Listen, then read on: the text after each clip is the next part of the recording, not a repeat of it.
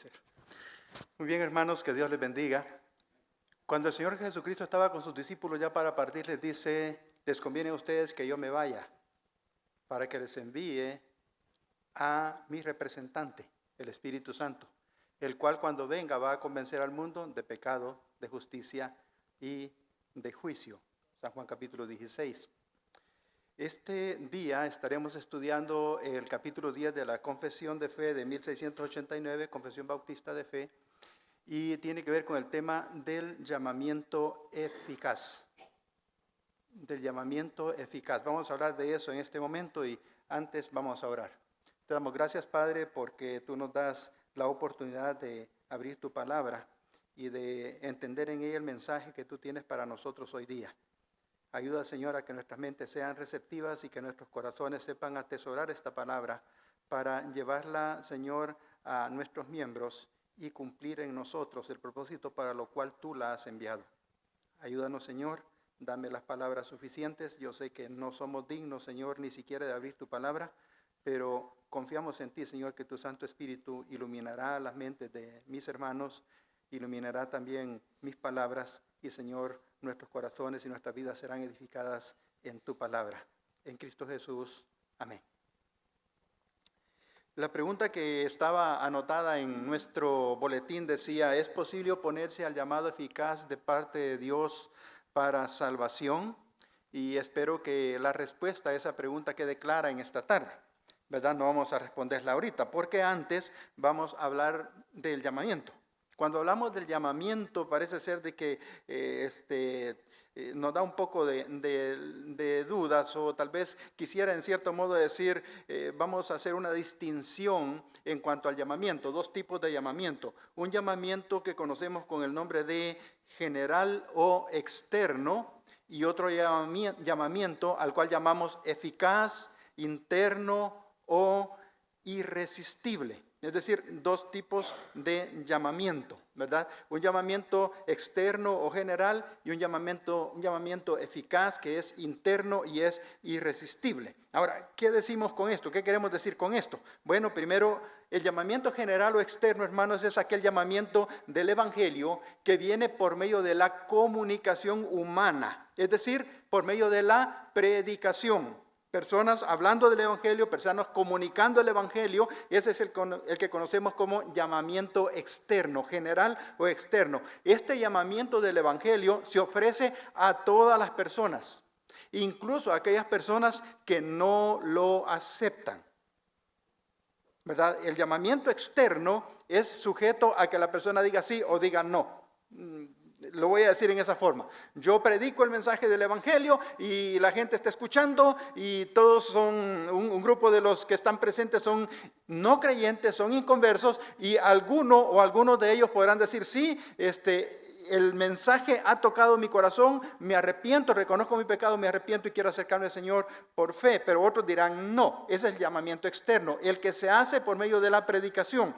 Pero el llamamiento eficaz, ese llamamiento que es interno y es irresistible, es un acto de Dios el Padre. No lo digo yo con mis palabras, lo hace Dios el Padre y es por medio también de la predicación o proclamación humana del Evangelio, ¿verdad? Así lo muestra el apóstol Pablo, dice que la salvación le plugo a Dios o le plació a Dios expresarlo a través de la predicación. Y además de eso, en este llamamiento eficaz es Dios el Padre el que convoca a las personas a que acudan a Él de manera tal que respondan en fe salvadora. Estamos diciendo que este llamamiento no lo hace la persona, sino que es un llamamiento que hace Dios directamente al corazón de la persona. Es un llamado, por así decirlo, imperceptible a los demás. Cuando el Señor llega al corazón y habla al corazón de la persona, usted que está al lado de él no escucha ese llamamiento, porque es un llamamiento interno, es un llamamiento directo, es personal hacia esa persona a la cual se le está haciendo llamamiento. Debemos hacer notar que se está refiriendo a aquel llamado de Dios que opera en el corazón del hombre. De allí que decimos que es un llamamiento interno, por medio de la predicación de la palabra en labios de sus siervos. La diferencia entre ambos llamados, el llamado externo y el llamado interno, es que el llamado externo puede ser rechazado, mientras que el llamado eficaz, el que es interno, es irresistible. A ese no se le puede decir no. El llamamiento eficaz proviene solamente de la libre y especial gracia de Dios y no de cualquier otra cosa que haya sido vista en el hombre, el cual es en esto enteramente pasivo. Es decir, no es activo, es pasivo, no hace absolutamente nada, hasta que siendo vivificado y renovado por el Espíritu, es capacitado para así responder a este llamamiento y para recibir la gracia ofrecida y transmitida en él. Esto quiere decir que la regeneración o el llamamiento eficaz es una acción sobrenatural del Espíritu Santo en la que el alma es el sujeto, es quien recibe la acción y no el agente. El agente es Dios, Él es soberano, Él concede o retiene según el beneplácito suyo y consiguientemente la salvación es totalmente por gracia. Teología sistemática de Charles, no sé cómo se pronuncia el apellido, pero Charles Hood, digo yo, página 538 y páginas 623. Entonces, el llamamiento eficaz proviene de Dios, es realizado por el Espíritu Santo en la persona. Ese llamamiento es irresistible. Pasemos entonces a lo que nos dice la confesión. Capítulo 10 y punto 1. Y titulé esta parte procesamiento y efecto o proceso y efecto del llamamiento eficaz. Y vamos a estar viendo ahorita el párrafo 1 de la Confesión de Fe de 1689. No voy a leerla ahorita, sino que vamos a ir por partes porque está un poco extenso este párrafo. Párrafo 1. Titulado por aparte, el llamamiento eficaz se efectúa en el tiempo señalado. Cuando Dios hace su llamamiento eficaz, no lo hace 1, 2, 3, 4 veces. Lo hace una sola vez en el tiempo señalado. A aquellos a quienes Dios ha predestinado para vida, tiene a bien en su tiempo señalado y aceptado llamar eficazmente por su palabra y por su espíritu. Es decir, que una persona puede ser expuesta a muchos llamamientos y haberlos rechazado todos. Pero cuando el tiempo establecido por Dios llega, es entonces, hermanos, y solo entonces, que esa misma persona es expuesta al llamamiento eficaz y ya no puede rechazarlo, sino que habiendo sido regenerado, viene al Señor arrepentido y en fe salvadora. No sé si voy muy rápido y si al final quedan dudas, pues ya saben que tenemos un tiempo para hablar del tema. Veamos lo que la Biblia nos muestra al respecto. Romanos capítulo 8, versículos 29 al 30. Es un pasaje, entiendo, muy conocido, ¿verdad? De hecho, es uno de los pasajes que muchas veces citamos y que a veces genera un poco de controversia. Sin embargo, aquí lo tenemos, Romanos 8, 29, 30, y dice, porque a los que antes conoció, también los predestinó para que fuesen hechos conformes a la imagen de su Hijo, para que Él sea el primogénito entre muchos hermanos. Y a los que predestinó, a estos también llamó. Y a los que llamó, a estos también justificó. Y a los que justificó, a estos también glorificó. Algunas personas se oponen a este pasaje y dicen que aquí no está hablando de una predestinación que dependía de lo que Dios quería, sino de lo que Dios vio en el hombre. Es más, algunos dicen el llamado al evangelio puede ser resistido aun cuando Dios lo haga. Pero entonces tendríamos que cambiar este versículo y tendríamos que hacerle ciertos cambios. Miren, me gustan las palabras de R.C. Sproul, las que él dijo. Y él dice, este versículo pudiera leerse de esta forma. Porque a los que antes conoció, y decía él, porque a todos los que antes conoció, también los predestinó para que fuesen hechos conforme a la imagen de su Hijo, para que Él sea el primogénito entre muchos hermanos. Y a todos los que predestinó, a todos estos también llamó. Y a todos los que llamó, a todos estos también justificó. Y a todos los que justificó, a todos estos también glorificó. Porque si aceptamos la otra posición, entonces tendríamos que decir, y a algunos de los que conoció, Dios los predestinó. Y a algunos de los que predestinó, Dios los llamó. Y a algunos de los que llamó, Dios los justificó. Y a algunos de los que justificó, Dios los glorificó. Y entonces no tendría ningún sentido hablar de una acción de Dios soberana en la vida del hombre. Por eso el apóstol Pablo es bien enfático. Y esta, hermanos, perdonen la cuñita, esta no es una doctrina calvinista. Calvino no escribió ningún libro de la Biblia. Esta es una doctrina, si queremos decirle un nombre humano, paulina, la escribió el apóstol Pablo, dirigido por el Espíritu Santo. Y él dice que a los que Dios conoció, a ellos Dios los predestinó, y a estos que él predestinó sin dejar a ninguno de ellos fuera, a estos llamó. Y a todos estos a quienes llamó sin dejar a ninguno fuera, a estos también Dios los justificó. Y a todos estos a quienes justificó sin dejar a nadie fuera, también Dios los glorificó. Así es de que no podemos decir algo contrario a esto. Sería ilógico e inconcebible pensar en términos de que algunos de los que conoció, predestinó, y que algunos, y al final terminaríamos con un número prácticamente nulo. Sigamos. Segunda de Timoteo, capítulo 1, versículos 9 y 10. Hablando de Cristo, dice, del Padre dice, quien nos salvó y llamó con llamamiento santo. No se está refiriendo al llamado del hombre al hombre, sino del llamamiento directo de Dios al hombre. No conforme a nuestras obras, sino según el propósito suyo y la gracia que nos fue dada en Cristo Jesús antes de los tiempos de los siglos, pero que ahora ha sido manifestada por la aparición de nuestro Salvador Jesucristo, el cual quitó la muerte y sacó a luz la vida y la inmortalidad por el Evangelio. Es decir, todo sucede en el tiempo que Dios ha determinado. Segunda de Tesalonicenses, capítulo 2, versículos 13 y 14.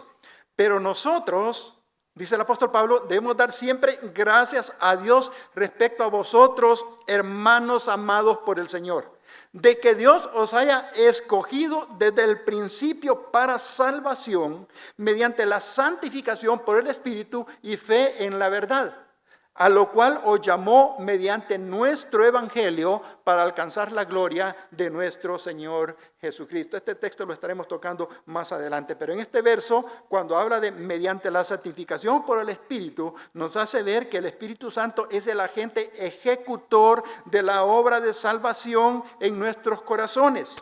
Pasemos a considerar este aspecto ahora. Miren, el llamamiento eficaz y la obra del Espíritu.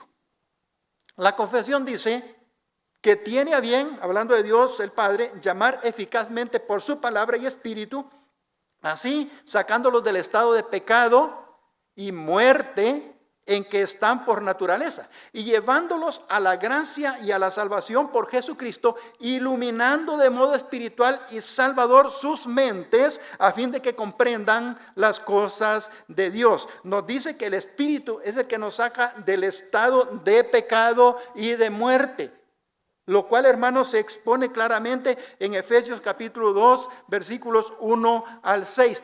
Traigo aquí nada más un extracto, no se me vayan a asustar si dicen este hermano se comió unas palabras. No, para que tomemos la idea general, traigo un extracto. Efesios 2, 1 al 6. Y Él os dio vida a vosotros. ¿Quiénes necesitan vida? ¿Los vivos? No. Necesitan vida los muertos.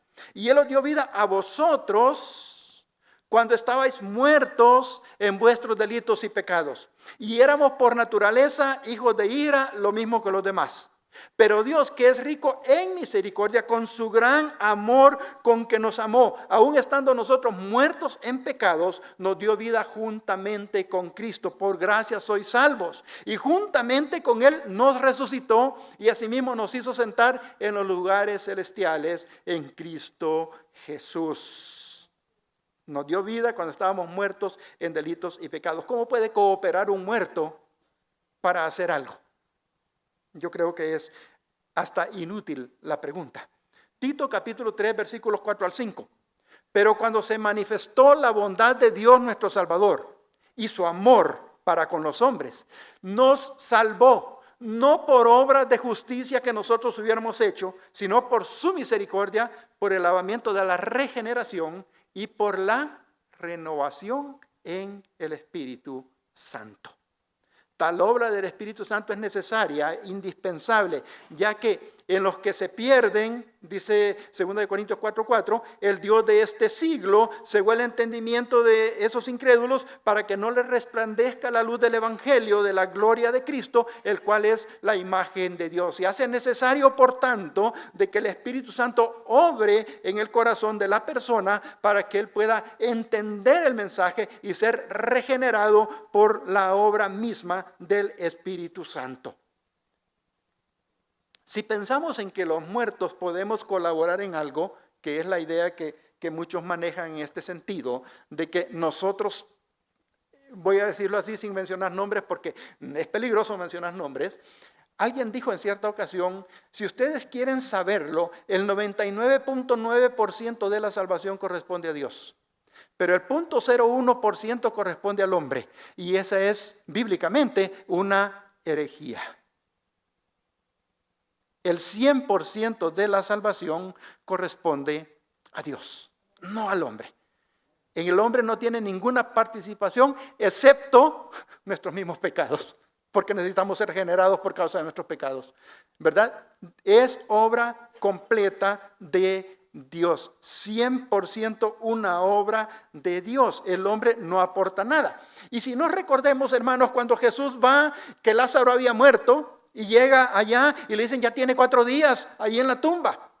Y Jesús siempre va a la tumba y estando fuera, Jesús dice, Lázaro, te pido por favor que colabores conmigo en este momento, porque he orado al Padre que te dé vida y yo quiero, Lázaro, que tú me ayudes.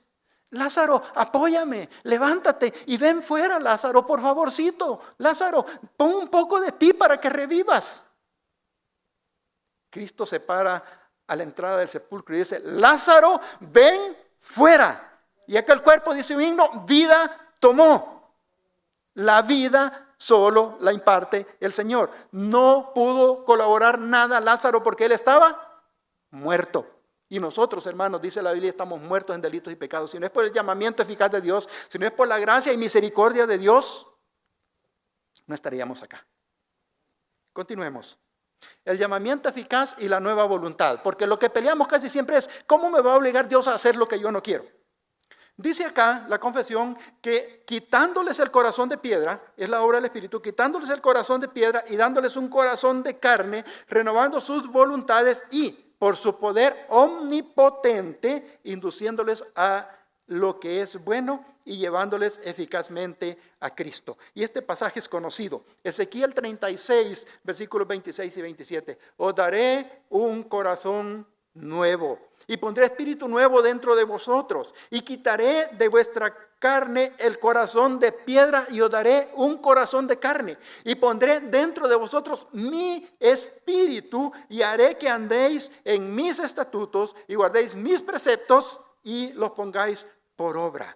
La respuesta positiva al llamado eficaz es el producto de un corazón nuevo que Dios pone, un espíritu nuevo, es decir, un espíritu sensible y dócil. En este momento no se refiere al Espíritu Santo, un espíritu que va a ser dócil, que va a ser sensible. Y número 3, la presencia del Espíritu Santo en el hombre. El Espíritu Santo que transforma la vida del hombre pecador en una vida que honra a Dios. Como resultado de un corazón nuevo, de un espíritu dócil y del Espíritu Santo regenerando al hombre, como resultado y en atención al llamamiento eficaz, tal persona vive conforme a los estatutos y preceptos del Señor, poniéndolos por obra.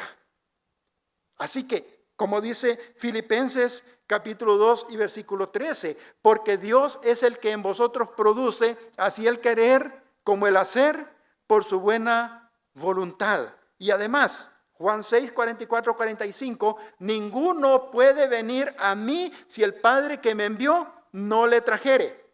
No voy de mi propia voluntad, ¿verdad? El Padre tiene que traerme. De mi voluntad natural me refiero, yo no puedo buscar al Señor, yo no puedo ir al Señor, pero dice, nadie puede venir a mí si el Padre que me envió no le trajere y yo le resucitaré en el día postrero. Además de eso, todo aquel que oyó al Padre y aprendió de él, dice el Señor, viene a mí.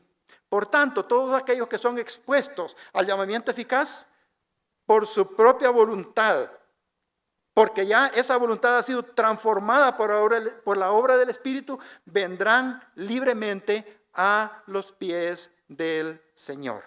Es decir, si he confundido voy a explicarlo. Por mi voluntad natural, en mi estado caído, yo nunca voy a buscar del Señor. Es necesaria la obra del Espíritu Santo en mi vida para que yo sea movido a atender la voz de Dios y venir libremente a Él. Pero es cuando ya el Espíritu Santo ha trabajado en mí. Antes no puedo. Y cuando usted ve personas allá afuera que dicen, no, miren, el fulano empezó a buscar del Señor. Miren, y empezó a esto y empezó a lo otro. Hermanos, si no está la obra del Espíritu Santo en nosotros, no buscamos del Señor. Lo que buscamos es, miren, yo estoy acongojado por tantos problemas y aflicciones. Y ando buscando la solución de mis problemas y aflicciones. Pero no ando buscando al Señor para que salve mi vida, para que me regenere, para que me cambie. No quiero que Dios me dé salvación, yo quiero que alguien me ayude para que yo tenga paz. Estoy teniendo muchos problemas ahorita en el hogar. Pues busco a alguien que me ayude para tener paz y tranquilidad en el hogar. Tengo problemas financieros. Pues busco a alguien que me ayude, busco a Dios, decimos, para que Dios solucione mis problemas financieros. Eso no es buscar a Dios. Eso no es buscar a Dios. ¿Verdad? El buscar a Dios se relaciona con buscarle para obtener la salvación de nuestras vidas. Y a eso, hermanos, no nos movemos si no es por la obra del Espíritu de Dios en nosotros. Entonces, el llamamiento eficaz tiene un efecto. Y aquí nos dice la confesión que el efecto es que el Espíritu le lleva eficazmente a Jesucristo, pero de modo que van con total libertad, habiendo recibido por la gracia de Dios la disposición para hacerlo.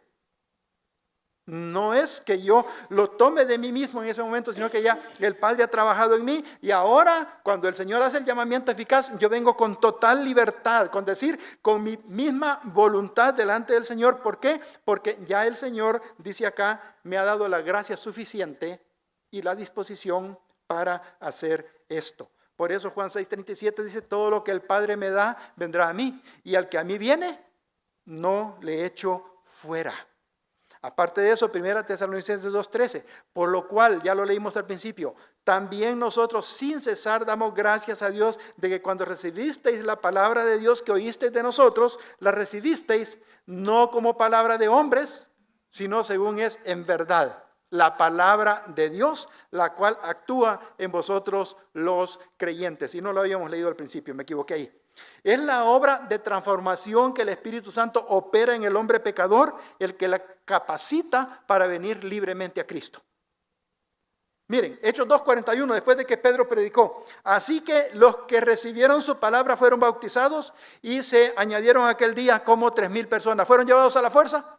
No, fueron voluntariamente. ¿Pero por qué fueron voluntariamente? Porque el Espíritu Santo que fue derramado ese día sobre los apóstoles y sobre los creyentes, trabajó en ellos y realizó en ellos un llamado eficaz y ellos vinieron al Señor con alegría, con su propia voluntad y con sencillez de corazón. Hechos 13:48, los gentiles, oyendo esto de que la salvación era también para los gentiles, se regocijaban y glorificaban la palabra del Señor y creyeron, y creyeron todos los que estaban ordenados para vida eterna.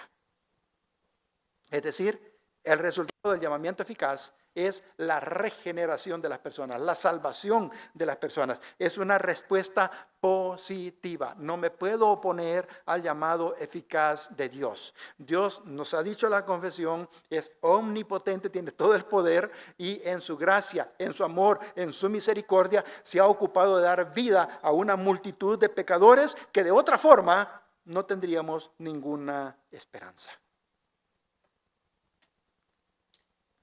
El nuevo título, gracias hermano, el nuevo título, Origen monergista del llamamiento eficaz, tiene que ver con el párrafo 2 de la confesión. Tal vez hay un término por ahí un poco raro para ustedes, el término monergista. Si es necesario explicarlo, lo explico más adelante. El llamamiento eficaz proviene de la gracia divina. Este llamamiento eficaz proviene solo de la gracia libre, gratuita y especial de Dios. No de ninguna cosa en absoluto que haya sido prevista en el hombre, ni proviene de ningún poder o agencia en la criatura que coopere con su gracia especial. Esto fue citado al principio de Charles Q. en su teología sistemática.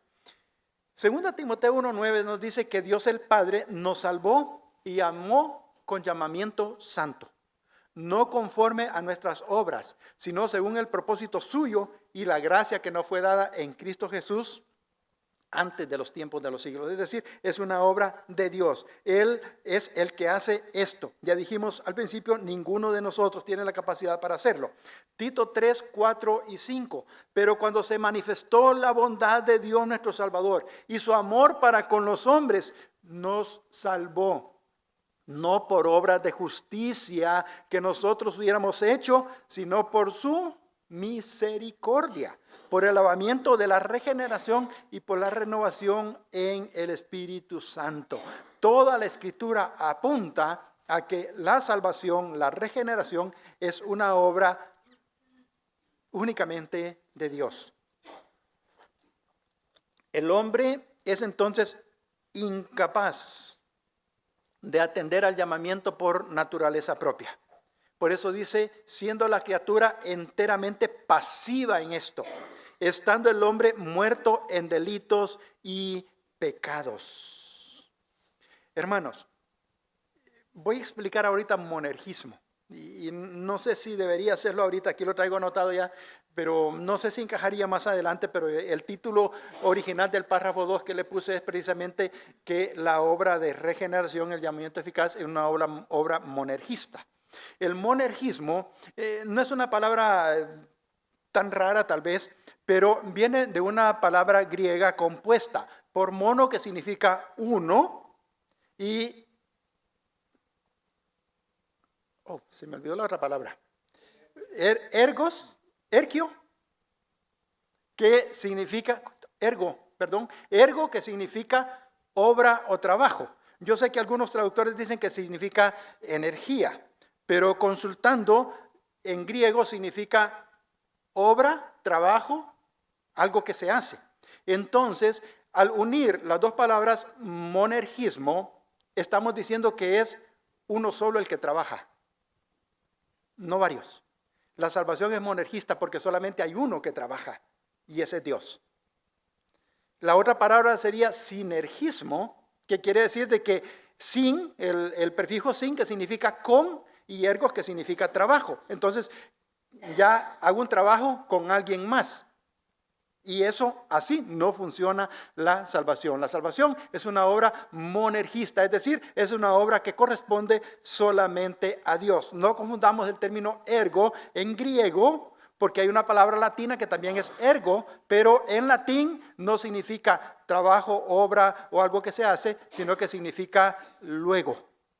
¿Verdad? Así de que no vamos a confundir. Por si alguna vez leen ergo y dicen significa luego, sí, pero está refiriendo a su origen latino en la palabra latín, ¿verdad? Y mientras que en la Biblia está la palabra en griego, no en latín. Y para esto, ¿qué tenemos? ¿Qué sustenta eso? Miren, el pasaje que ya leímos, Efesios capítulo 2, versículos 1 al 9. Nosotros estábamos muertos y quien nos dio vida es el Señor. Nosotros no pudimos hacer nada para poner vida en nosotros mismos. Esa vida solamente viene del Señor. Les invito a que en sus casas lean Efesios 2, 1 al 9.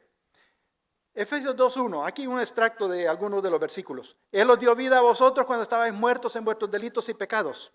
Pero Dios, que es rico en misericordia, por su gran amor con que nos amó, aun estando nosotros muertos en pecados, nos dio vida juntamente con Cristo. Por gracia sois salvos. Es una obra totalmente del Señor. El hombre atiende el llamamiento cuando es renovado por el Espíritu. Por eso dice en la confesión que hasta que al ser vivificado y renovado por el Espíritu Santo, es capacitado por este medio para responder a este llamamiento y para recibir la gracia ofrecida y transmitida en este. Y esto por un poder no menor que el que resucitó a Cristo de entre los muertos. ¿Verdad? Es una obra de Dios y tenemos esa capacidad hasta que somos vivificados, ¿verdad? Y por eso podemos atender al llamamiento. Por eso Ezequiel nuevamente dice: pondré dentro de vosotros mi espíritu y haré que andéis en mis estatutos, que guardéis mis preceptos y que los pongáis por obra. Es algo que yo voy a hacer. Además de eso, viene la hora, dice Juan 5:25, y ahora es cuando los muertos oirán la voz del Hijo de Dios y los que la oyeren vivirán. ¿Verdad? Entonces, el llamamiento eficaz es directamente de Dios. La salvación es monergista, depende solamente de Dios. Nosotros no podemos hacer nada para alcanzar esta gracia en el Señor.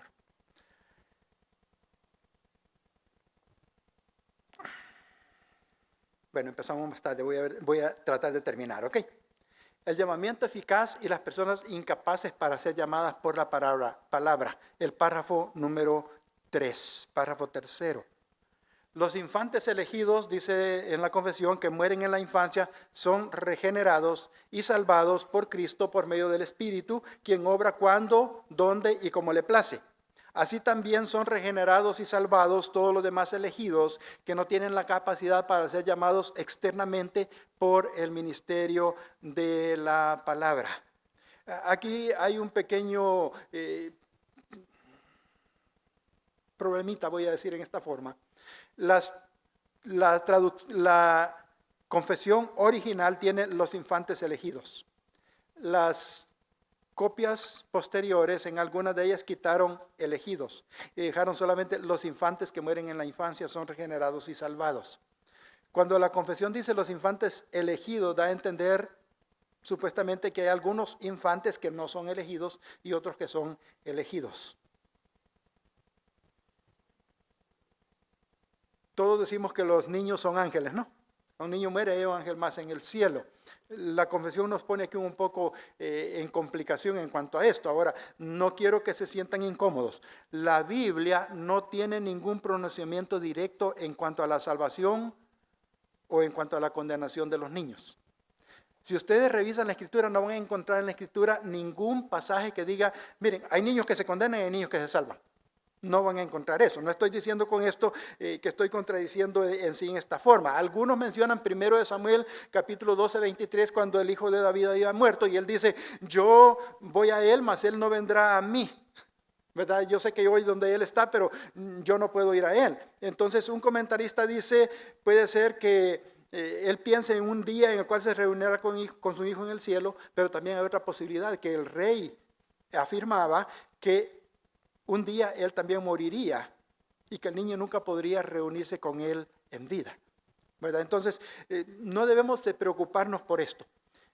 De hecho, en mi opinión, este párrafo, y estoy diciendo ahorita en mi opinión personal, este párrafo no debería estar acá, porque estamos hablando de aquellos que pueden recibir el llamamiento eficaz.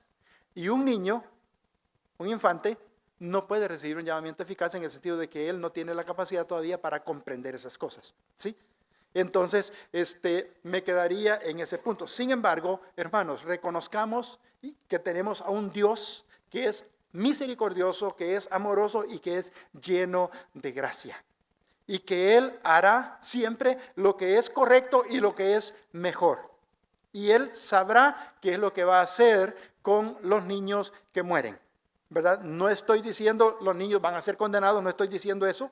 Sino que estoy diciendo que debemos de confiar en Dios. ¿Por qué? Porque Él es misericordioso, es amoroso y también es justo. Ahora, ¿por qué está esta introducción acá en este pasaje? Es porque todos nacemos con pecado.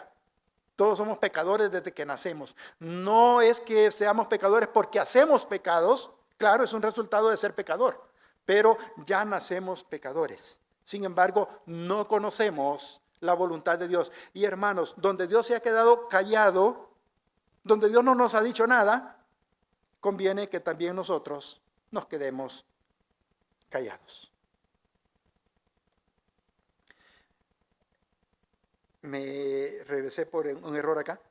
Este escritor, Jim Donne, escribió: mi convicción personal es que la declaración del párrafo 3 está cuidadosamente redactada para ser intencionalmente imprecisa, vaga. Dice él, sugiriendo que existe un entendimiento común y razonable de que hay al menos algunos niños que son elegidos, pero no puede incluir a todos los niños que mueren en la infancia, como creía Spurgeon. Spurgeon decía que todos los niños son salvos. Esto ha sido tomado del Seminario Reformado Bautista en un nuevo libro que se llama A New Exposition of the 1689 a Review. Es una nueva exposición de la Confesión de Fe de 1689. Y como dije, si la Biblia guarda silencio sobre este tema, bien haríamos nosotros en hacer lo mismo. Por otro lado, el tema que se está tratando es el llamamiento eficaz, el cual se hace cuando la predicación del Evangelio, como un medio instrumental llamado externo, es usado por el Espíritu Santo para efectuar el llamamiento eficaz, un llamamiento interno, lo cual, como dije hace un momento, no puede ser entendido por un infante.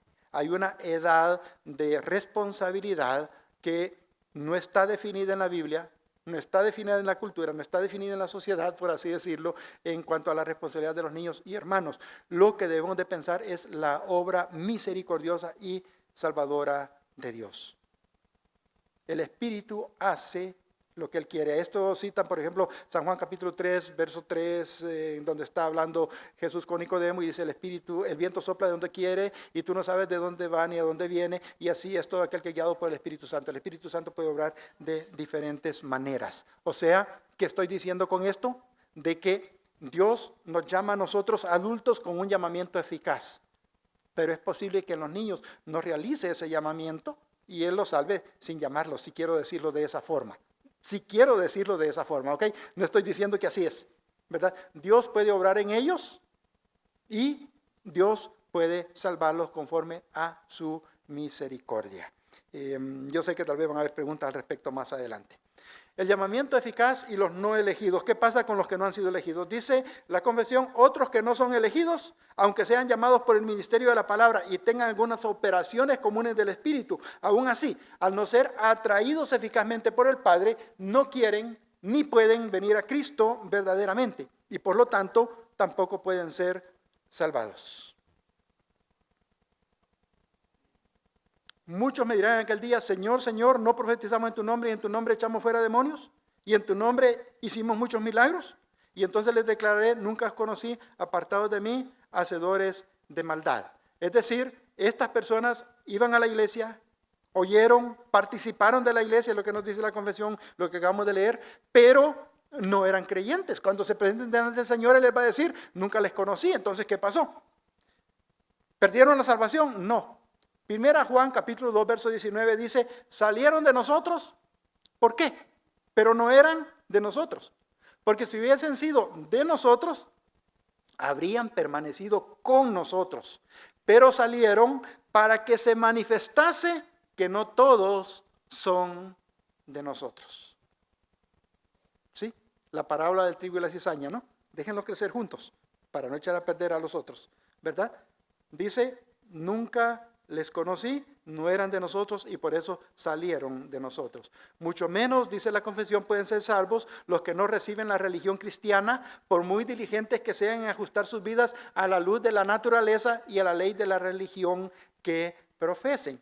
Al parecer aquí como que nos da la idea de que hay otro camino para la salvación, que es pertenecer a una religión cristiana, pero este párrafo no tiene el propósito de establecer la religión como otro camino para obtener la salvación. Lo que nos está diciendo es que aquellos que profesan ser salvos no permanecerán en una religión que no sea verdaderamente cristiana. Pues por muy fieles que pretendan ser en esa religión en que se queden, nunca podrán ser salvos. No sé si me di a entender. Si yo digo que soy salvo y estoy asistiendo a una religión X que nosotros sabemos que no es una religión cristiana, y esta persona dice: sí, yo conocí al Señor, yo en realidad he entendido que soy un pecador, me arrepiento de mis pecados y yo reconozco al Señor como mi Salvador, yo estoy con Él porque yo entendí todo esto, y permanece en la religión donde está y es fiel a esa religión donde está, esa persona en realidad no ha sido regenerada. ¿Por qué? Porque lo primero que la persona va a hacer al reconocer a Dios y que en esa religión donde está no se enseña de Dios, no se adora a Dios, va a buscar una iglesia donde se adore y glorifique a Dios. Hay el testimonio de un hombre por ahí, es conocido más como historiador, es César Vidal Manzanares. Él era testigo de Jehová. Y él un día dice, porque sabe griego, entonces él quería leer una obra directa en griego. Y fue, dice, buscó obras en griego en España, no pudo encontrar nunca ninguna. Y un día entró a una tienda de libros usados y lo único que encontró en griego fue un Nuevo Testamento. Lo compró y lo empezó a leer. Y dijo, me están enseñando mentiras. Y dice, conocí al Señor, inmediatamente dejé de reunirme con los testigos de Jehová y busqué una iglesia cristiana. Una persona cuando conoce la verdad no va a permanecer en una religión donde no se le enseña la verdad. Así que este párrafo, como dije, no trata de establecer que si alguien no profesa la religión cristiana, no puede ser salvo. Perdónenme, muchos bautistas podrán decir, yo soy bautista y no ser cristiano.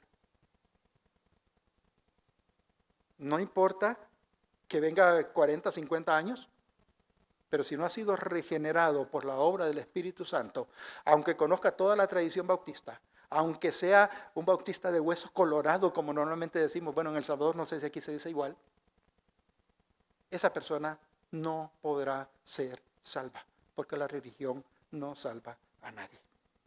Pero yo, Dios mío, confío en tu gran amor y me lleno de alegría, porque me salvaste. Voy a cantarte himnos porque has sido bueno conmigo. Salmo 13, versículos 5 y 6 en la traducción en lenguaje actual. Señor, gracias por este momento, gracias por lo que nos has permitido hacer, Señor. Que esta palabra en realidad nos ponga delante de ti, reconociendo de que nuestra salvación ha dependido únicamente de tu llamamiento eficaz, al cual, Señor, no hemos podido resistir, porque tú ya habías transformado, Señor, nuestra vida, ya nos había dado tu Santo Espíritu para responder positivamente a este llamado. Gracias, Padre. Amén.